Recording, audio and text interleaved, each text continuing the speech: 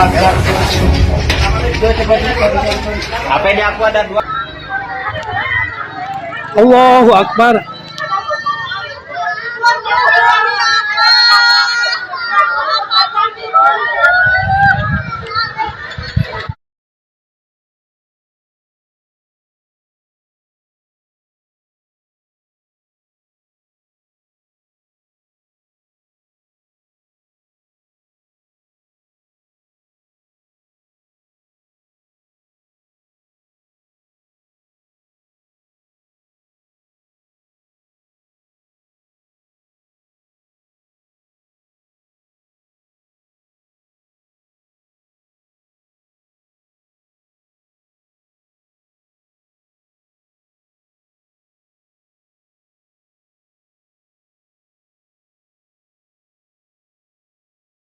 Mungkin ya sampai nanti sampai asarennya sampai asar. Ini rumah tenan ini. Kalau mau rapat sekedap teng sarang, mau 20 menit. Mereka sing rapat podo pinter ya cepet putus tuh. Saya rapat gue cepat tuh. Podo rapahami ruwet. Jadi Allah itu zat yang kuasa mendatangkan adab dari sisi atas. Misalnya meteor jatuh terus Mars jatuh. Tentu Allah mampu. Atau dari bawah misalnya ditelan bumi dan sebagainya. Atau dan ini yang sering terjadi, Allah menjadikan kalian itu saling nggak cocok, kemudian saling membunuh. Itu kan natijanya sama kan? Misalnya kamu kena meteor kan ya mati, kena likuifaksi mati, disembelih mati. Milih ndi? Ayo milih ndi? Dijaru-jari bojo kuru mati. Disental wong kaget kakan utang mati. Terus satu contoh no, sampai jatuh kecelakaan rape, sensitif. Nah ini pentingnya ayat ini pernah saya baca satu hari setelah gempa Jogja. Setelah gempa Jogja itu satu hari saya nilai ke sana itu bahwa memang Allah selalu mengingatkan potensi. Ya muka-muka sampai ayat ini eling-eling. Jadi Allah itu adatnya di Quran itu dua. Satu menjelaskan itu sebagai hal yang potensial. Potensial itu bisa terjadi kapan saja. Ada yang diceritakan Allah itu secara faktual, yaitu rahmat. Rahmat itu kan selalu terjadi kapan saja. Maka itu diredaksikan Allah bisi hotil jasmi dengan sifat kepastian kayak warahmati wasiat kulas. Itu pasti terjadi dan terus terjadi. Tapi kalau azab itu Allah menceritakan itu hanya potensi azab. Meskipun kadang-kadang benar-benar diwujudkan. Ya benar-benar pernah ada yang ngitung misalnya tsunami yang dahsyat itu hanya per 200 tahun. Gempa Jogja paling dahsyat itu pernah dihitung secara teori geologi itu hanya per 70 tahun. Artinya kalau azab itu ada siklusnya yang ekstrim loh ya. Tapi kalau rahmat kapan saja dan di mana saja. Maka pola-pola di Quran, kalau sampean mengkaji Quran, itu kalau rahmat itu mesti redaksinya itu bisi hotil jasmi dengan sifat kepastian. Rahmatku pasti terjadi. Kata barabbukum ala nafsi rahmah, bahkan Tuhanmu memastikan dirinya pelaku rahmat, dirinya pelaku pemberi rahmat, dan Allah mewajibkan pada dirinya sendiri. Tapi kalau Allah menceritakan adab itu hanya redaksi saya mampu memberi adab, tapi tidak harus melakukan. Jadi mampu kan tidak harus melakukan. Tapi tetap potensi melakukan. Itu jenis qadir apa? Maka di surat Tabarok misalnya caranya Allah ngendikan gimana coba? Misalnya qul ara'aitum, diulang-ulang. Misalnya diulang semurut saja misalnya apa? Wa asirru qawlakum wa innahu alimun bi dzati sudur ala ya'lamu khalaqa wa walladzi ja'ala samsun amintum man fis sama ayakhsifa bikumul ardo fa idza hiya tamun. Sebagian ayat qul ara'aitakum dan sebagainya. Kadang kan kul ara'aitakum in atakum adzabuhu kul ara'aitum in atakum. Itu kan kira-kira maknanya gini. Coba sekali-kali kamu berpikir setiap saat kamu itu kena adab. Lalu maknanya adab itu apa? Adab bagi seorang mubaligh misalnya tahu-tahu kena kasus perempuan kan yang langsung jatuh misalnya. Karena itu ya siksa kan terus nggak laku. Atau salah omong lala terus jadi dibully kan. Apalagi atau salah undangan. Ada mubaligh datang di undangan HTI kan langsung NU gak mau undang misalnya salah undangan macam-macam tuh. Tapi wong keramat tuh bebas hambatan. Lala rapi keramat itu jauh keramat. Nah ini rumah tenan ya.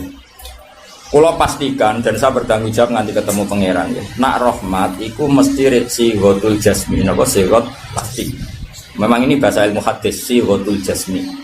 Tapi kalau tentang adab itu Allah hanya ngendikan potensi. Potensi itu memang Allah mampu melakukan itu mampu, cuma tetap diredaksikan potensi bisa ya, bisa tidak. Makanya Allah ngeredaksino aamin tuman fis sama. Kenapa kamu leha-leha di bumi? Sementara orang yang di langit bisa saja membuat bumi ini tamur. Tamur itu melumer, kira-kira likuifaksi. Setiap saat bumi yang kita injek ini bisa likuifaksi terus kita ditelan.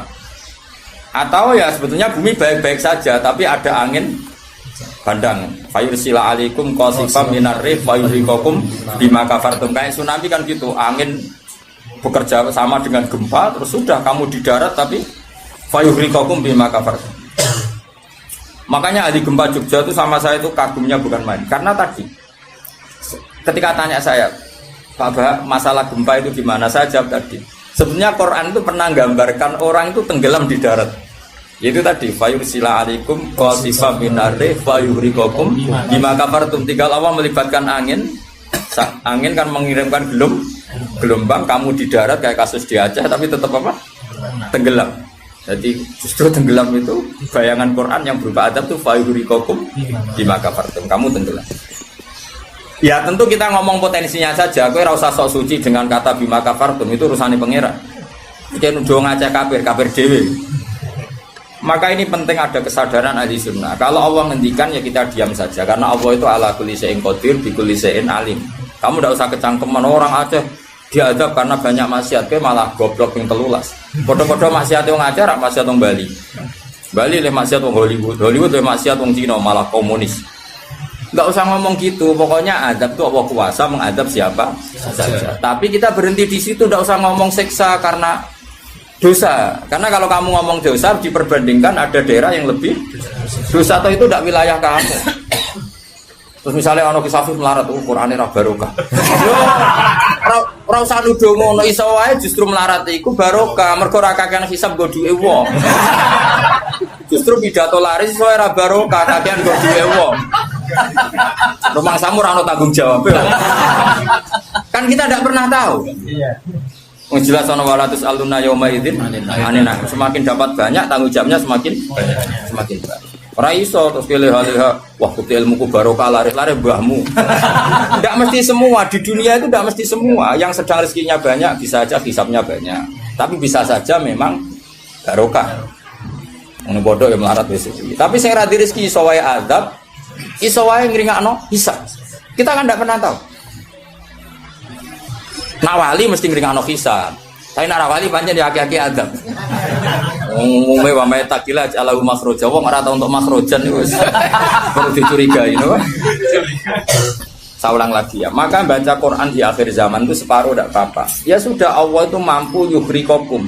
Tapi untuk orang lain tidak usah kamu tuduh bima kafartum. Karena yang kamu tuduh itu orang Islam. Tidak perlu kamu bilang tsunami aja karena orangnya dosa. Kowe iku sapa? Kok ngerti tulisan Allah Mahfud itu kalau karena ya sudah, roy kita tenggelam itu saja yang kita ngerti iyanan, tapi rasa ngerti sebab. Ibarat gini, ujuk-ujuk misalnya bojone itu minggat, orang mengamati kurang opo, padahal semua balik terkenal. Ya kurang ganteng misalnya, kan nggak pernah tahu. Kita mengkonfirmasi kan nggak pernah tahu. Yang kita tahu ya minggatnya saja. Setelah itu sudah kita tidak perlu. Misalnya Aceh ada tsunami, ya sudah tsunaminya saja. Kira usah nerusno bima kafartum, itu wilayahnya Allah. Napa? Wilayahnya Allah. Makanya Rasulullah itu kalau ditanya ada adab itu Nabi nggak pernah nerus. Ya sudah ada adab, tapi kalau mansus ya mansus misalnya kaum Lut itu mansus karena adab. Tapi kalau orang Islam kan nggak mesti adab. Saja hukuman yang menjadikan malah mlebu swarga. Kalau sama nggak percaya gini, dan saya menjamin pasti saya benar dalam hal ini karena saya berdasar hadis sahih. Sama-sama adab misalnya orang tenggelam. Banyak kan orang mukmin disifati Nabi itu mati syahid. Kalau tak lawan nak sing darane wong Aceh iku mesti adab. Tak lawan dunia akhirat. Selain wong sombong ya berarti tak maca hadis. Lho coba Nabi beberapa kali ngendikan umatku sing syahid itu sekian-sekian termasuk sing mata hori kon sing mati tenggelam coba. Artinya ada bentuk hori yang justru syahid. kecangkeman dora tahu ngaji kecangkeman. Oh tak lawan dunia akhirat. Karena sok sucinya. Sudah kita baca ayatnya berhenti fayuh rikokum saja soal bima kafartum itu otoritasnya wilayahnya Allah Subhanahu wa taala. Dosa suci do cangkeman. Oh tak lawan tenan. Nek wong kum bis warga aku usul pangeran. Ampun Gusti. Niku nate ngenyek tiang sak provinsi. Sok sucinya. Lo coba ya. Banyak orang mati divonis misalnya kamu, wah itu krono adab. Ternyata Nabi ngendikan maktun wong loro weteng syahid. Qorik syahid, mahdum syahid. Orang yang mati korban, kan kita tidak pernah tahu. Ya sudah, bodoh-bodoh tidak pernah tahu. Pakai yang husnul khotimah saja, pakai yang husnudzon saja. Ono hafid kok mati umay rubo. Milih sing husnudzon ya berarti syahid. Kategorinya mahdum. Jangan terus ono wah kena adab. Kesuwen oleh ngedol Quran lu ngawur. Oh, tak lawan sing ngomong-ngomong lawan. Siap lawan. Siap lho. Debalo ISIS. Kita asli nih, maksudnya hobinya itu tak. Hobinya itu tak ada. Jadi nak dijak ngomong damai itu dingin. Yo pancen yo lucu, nak wong brewoken terus gak garang. Lucu nih, jadi nak pangeran ngendikan rungokno wae. Tapi kowe ora usah koyok di otoritas kok pangeran ben ngono pangeran. Itu termasuk tafsir yang termasuk saya setuju. Makanya kata Imam Sa'rawi, nak pangeran negur Kanjeng Nabi kira usah melok-melok. Kanjeng Nabi atasane pangeran kira usah melok-melok duwe rasa sesuatu mbek Nabi. Misalnya Nabi ditegur di abasa, ya biar Allah atasannya Nabi, berhak dong negur. Kowe ora usah di perasaan macam-macam. Lho Nabi kok ditegur pangeran ora usah ngono. Nabi tetep panutan kita ila yaumil qiyamah. Itu kan ibarat masyhur lah, misalnya Mbah Mun kadang negur putrane. Ra perlu santri ngrasa putranya ada apa-apa. Itu kan wilayahnya Mbah Mun karena sama putra. Kayak aku misalnya negur tuh, aku ora olah terus melok negur tuh aku walat. Lho tuh harus mubalek kowe sapa? Lah nek aku ora mau kiai ini aja. Paham ya jelas ya? Mak aku lah sak uni-uniku. Cara dene protes ning pangeran tetep dosane akeh dekne dibanding. Paling ngenyek dekne ditulis pira loro paling. Ini nak gak sampai ilmu. Apa meneh diperjualbelikan lho. Tuntas kok ngadepi aku sama dosa. Saya ulang lagi, ini penting saya utarakan. Jadi Allah saja yang Tuhan ngendikan itu potensi. Saya pastikan lah. Kita semua kenal Allah yang warahmati wasiat. Nabi berkali-kali ngendikan inna rahmati sabaqat ghadabi. Sebagian riwayat bukan sabaqat, ghalabat. Setiap rahmatku pasti mengalahkan azabku. Artinya gini, kalau ada potensi azab, ya kita milih itu bentuk rahmat saja dulu, karena itu yang mesti menang. Jadi paribasane aku roh munib, mati kecepet omahe paribasane. Utawa mati tiba ning WC. Misal aku tetep darani syahid. Kategorine mahdum. Ojo kok aku makine ning WC. Mungkin dia nutupi kewaliane tapi ebane mati ning apa? Ebane mati ning WC. Enggak apa-apa. Karena menduga rahmat itu lebih gampang karena Allah jelas ngendikan di hadis qudsi inna rahmati ghalabat ghadabi. Berarti gamane pola semua itu lebih baik kamu tafsirkan sebagai rahmat. Nah, kecuali ada sharihul ayat yang mengatakan itu adab, tapi mana ada sekarang udah ada nabi. Misalnya kaum Lut kan Allah jelas-jelas ngendikan itu karena adab, ya sudah kita ikut mengatakan adab. Tapi kalau yang orang Aceh, orang mana-mana kan tidak ada ayatnya. Jelas ya? Iya. Mulane sing apik itu ngaji sing tenanan. Loh kalau kaum Lut kan binasillah misalnya hijarata kada wa kada terus Allah ngendikan karena adab. Ya sudah kita ikut tentang kaumnya Nabi Lut. Tapi sekarang Yunus saya misalnya ada orang punya penyakit homoseks, kemudian dia kena adab. Ya sudah itu sanksinya Allah. Bisa saja adab ini kalau dia mukmin kafarah betul. Memang ya adab tapi oleh Allah dihitung kafarah dan itu hadis sahih. Tidak ada seorang mukmin yang punya dosa kecuali nanti dia kena masalah, nanti kena ri atau kesandung dari Nabi dan itu nanti jadi kafarahnya. Dan misalnya ikut Safif ya persimaan mulai kesandung berganti. Ceblok. Ya, tapi salam tempel ora ceblok. Kalau nanti diceritani Ustaz, setengah drama juga kisahnya. Saya latihan Nyai Bapak, kepleset. Itu berkat kocar kati. Saya pertahankan satu. Mope. Bareng bar guling, wah ini masih. Mereka latihan mama, ini paling penting. Berkat gak masalah, berkat enggak. Nah, seperti ini kowe ora usah nak milih sebagai azab. Karena Nabi jelas ngendikan orang wong mukmin sing kena eri bahkan kesandung kecuali jadi kafar. Jadi saya pastikan fayuhriqakum bima kafartum itu untuk konteks orang mukmin kamu baca separuh saja sudah Allah itu mampu menenggelamkan kalian. Tapi khusus orang mukmin khitabnya jangan bima kafartum kan kita tidak kafir. Tak lawan tenan. Aku bola-balik juga. Kalau bola-balik ketemu aneh-aneh. Kalau kemarin tidak bisa cara ketemu aneh-aneh. Tak tantang. Tapi ketemu aku serawani Mas. Wah. Betul lah kalau. Loh, kalau Allah kan maha tahu, sehingga Allah berhak dong ngendikan bima kafartum mergo kowe kafir. Kita kan tidak tahu, apalagi zahirnya dia mukmin kan ayat itu tidak kena. Ayat itu kan pada orang kafir, bima kafartum ayatil kowe bima amantum. Boyo mikir, ngene yo, seudon kok usah dilembagakno, seudon. Lah wong seudon kok dalil. Ijo ana panggunge lho. Wong seudon siri wae elek men seudon kok dikai panggung. Jajak-jajak itu. Jajak-jajak bisa. Lha seudon kok dilembagakno. Ku tak lawan yakin dunya. Wes sampe swarga lah tak protes nek iku aku tetep. Bahaya itu bahaya sekali. Ora terima bahaya sekali. Ya saya ulang lagi ya. Jadi kata qadir itu potensi, napa? Potensi. Potensi enggak mesti terjadi karena kita tahu warahmati wasiat. Inna rahmati sabaqat ghadabi wa fir'atin ghalabat. Jadi kalau ada fenomena tak pilih dulu itu rahmat, terutama kalau pada orang mukmin. Misalnya ono toha bojone minggat tari rahmat, namun untuk sing luwih apik itu aja. Selalu keinginan. Misalnya bojo minggat, namun apa ganti sing luwih enom, wis ngono tak pilih kuwi. Engko sing minggat tak mulai nek. Ternyata rapi piye wae bahaya nek ora mulai kalau ono penggantine tenan kan. Mulane ngaji to, pun nangane kula. Fayukhriqakum bima kafartum. Sing berhak ngendikan bima kafartum iki sapa arah pengira.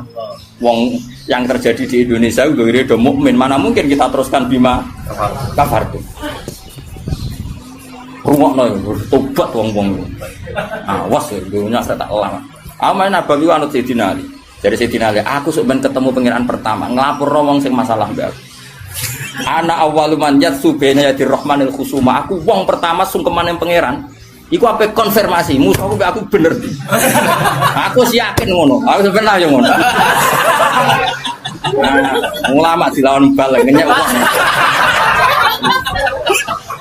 Oh, yakin wis ora yakin.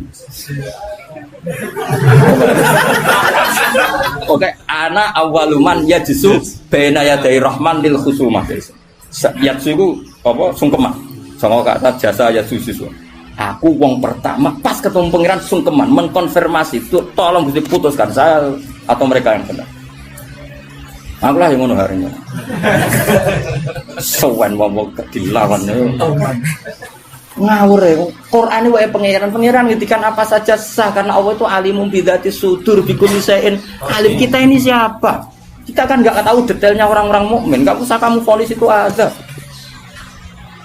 Ya sudah kalau kena azab saja kafar, apalagi Nabi berakari ngendikan umatku sing syahid itu mahdum ya syahid, horik ya syahid. Bahkan banyak ulama mengatakan mati cinta itu syahid.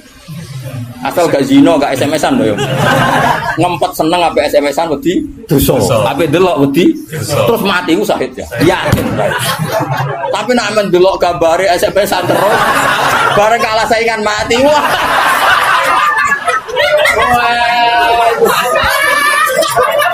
Gak syahid blas itu. Sama saja. Karena dia tetap ngumbar nafsu kan. Cuma keok kan ngono. Ora nih sing koyo muni kan ape delok rawani. Mosok jenggoten kok. Ape takok ya rawani. Pas ketemu sing disenengi duwi lho. Wah, iku nak mati nih. Oh tak salati mimit ngono. Nak sholat mayit takbir piro? Papat. Khusus kowe 7. Itu cek 8. Loh, jangan kira tuh gak sah loh. Sholat mayit ditakbiri piro wae? Sah. Masyhur ning gone fikih, tapi rasa galiran nanya. Loh aku lu ahli fikih rasa mbok debat kan banyak mengatakan Allahu Akbar itu zikir sehingga jumlahnya tidak perlu dibatasi. Cuma saiki wis milih papat ae. Papat ya umumnya. Aku nganti lali jumlahnya. Cuma nak soben suatu saat nak muni mati saya aku piro jadi itu. Itu. Istimewa. Istimewa tapi sesat nih itu. Ya jadi jelas ya, saya mohon sekali. Jadi kayak gempa Jogja, gempa mana-mana kayak usah kecangkeman itu darani ada. Karena itu nggak ada kepastian. Mau potensi ya, kalau potensi ada ya potensi loh ya. Tapi kita tahu yang mesti terjadi hubungan kita dengan Allah adalah kita mendapatkan rahmatnya titik. Mergo jelas wa rahmati wasiat. Jelas kepastian kita hubungan dengan Allah itu dapat rahmatnya, bukan dapat adanya. Itu yang pasti. Meskipun sekali-kali ada. Tapi kan jelas Allah ngendikan rahmati sabaqat ghadabi wa biriwatin ghalabat ghadabi itu hadis qudsi. Jadi Quran yo jelas, hadis qudsi ini jelas. Dan saya termasuk kiai sing waras. Baru kayak waras itu gampang husnudzon. Ngomong wajib